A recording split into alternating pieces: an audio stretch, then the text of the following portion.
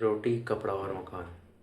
अमन का ये बड़ा सपना था कि वो अपने माँ बाप को एक अच्छी ज़िंदगी देगा, उन्हें एक बेटर खाना खाना देगा, उन्हें अच्छे कपड़े पहनने को देगा, अच्छी जगह घुमाएगा फिराएगा।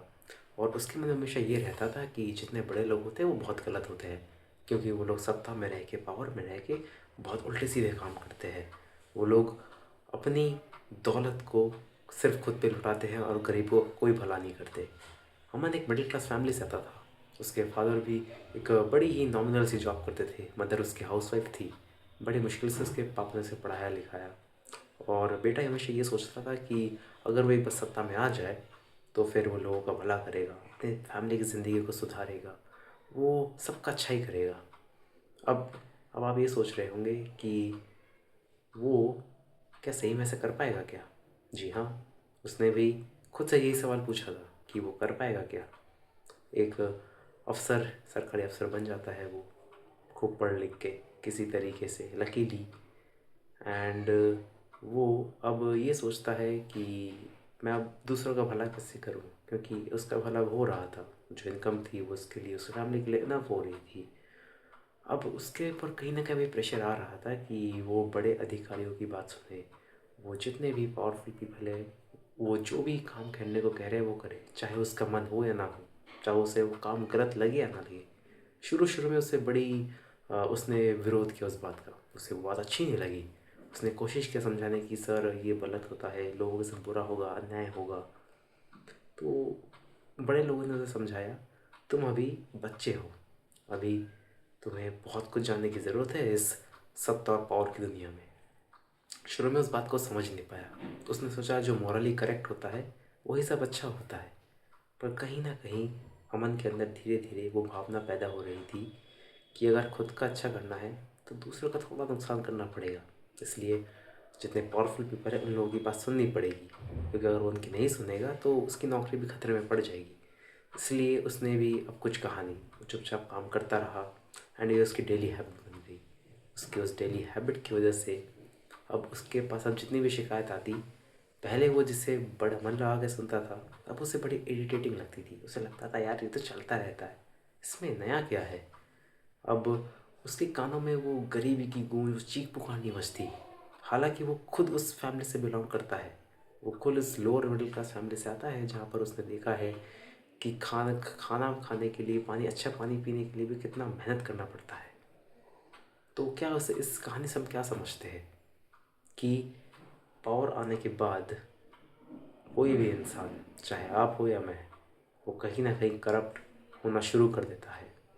पावर में सिर्फ चेहरे बदलते हैं, पर पावर का जो बेसिक लॉ होता है वो कभी ना कभी और कहीं नहीं बदलता, ना ही कभी बदल सकता है। क्योंकि पावर हमेशा आपसे मांगता है और ज़्यादा, और ज़्यादा मांगता है, चाहे उसके लिए आपको किसी हद तक क्यों ना जाना पड़े। इसलिए जितने भी वोट मांगने से पहले नेता होते हैं, अफसर होते हैं, वो वोट मांगने से पहले ही आपके साथ गिड़गिड़ाएंगे, अच्छी बातें बोलेंगे, बोलेंगे सारे काम हो जाएंगे, आप चिंता मत कीजिए। पर जैसे आप एक बार वोट देकर उन्हें बैठा देते हैं, वो अपनी मनमानी करना शुरू कर देते हैं।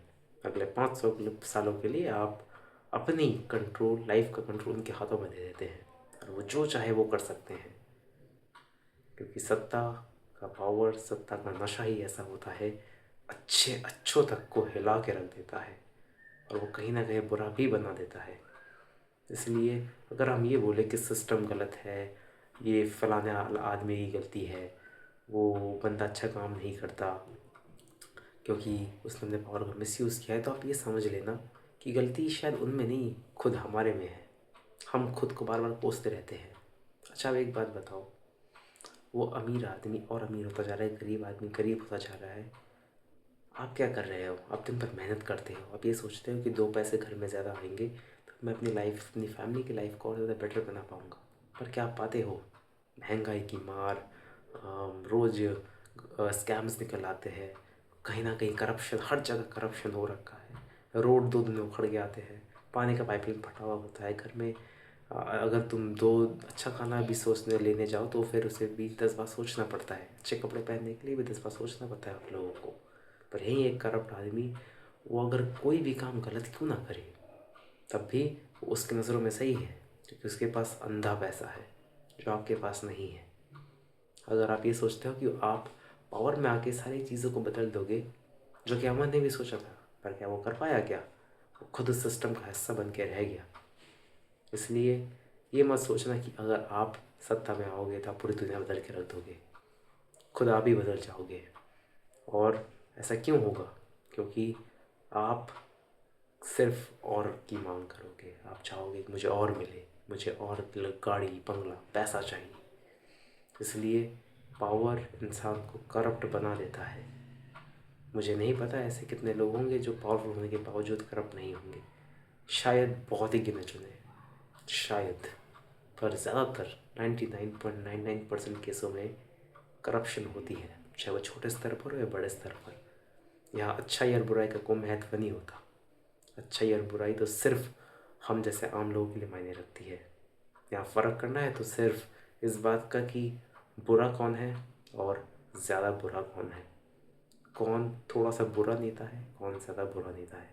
कौन थोड़ा सा पावरफुल है, थोड़ा कम वो लोगों की भलाई करता है, कौन ज़्यादा लोगों की भलाई नहीं करता है। तो ये एक बहुत बड़ी साजिश है जो आप लोगों को समझनी पड़ेगी। जो हम हर साल ये हर दिन रोज़ का बहाना लेके बैठ जाते हैं कि ये नहीं कर रहा, वो नहीं कर रहा। एक्चुअल में कुछ नहीं है। ये सिर्फ एक सिस्टम है जो बार बार आप लोगों को बांध के रखती है। क्योंकि अगर आप एक बार ज़्यादा पढ़ लिख गए, ज़्यादा आपके पास पावर आ गई, तो आप भी कहीं ना कहीं उनकी तरह बन जाओगे। एंड उन लोगों को भी पता है। इसलिए वो लोग आपको उलझा के रखना चाहते हैं एडिक्शन में, ड्रग्स और गलत गलत आदतों में, ताकि आप कभी उस दर्जे पे पहुंच ही ना पाओ जहाँ वो लोग बैठे हैं। और अगर आप पहुंच भी जाओ तो आप कुछ कर नहीं सकते, क्योंकि आप सिस्टम का हिस्सा बन जाते हैं। क्योंकि अगर आप कुछ कर पाते तो फिर शायद दुनिया का नक्शा ही अलग होता। क्योंकि इससे पहले जितने भी लोगों ने कोशिश की है, या तो वो ख़त्म कर दिए गए, मिटा दिए गए, और उनकी ज़िंदगी बर्बाद कर दी गई। इसलिए पावर इंसान को करप्ट कर देता है।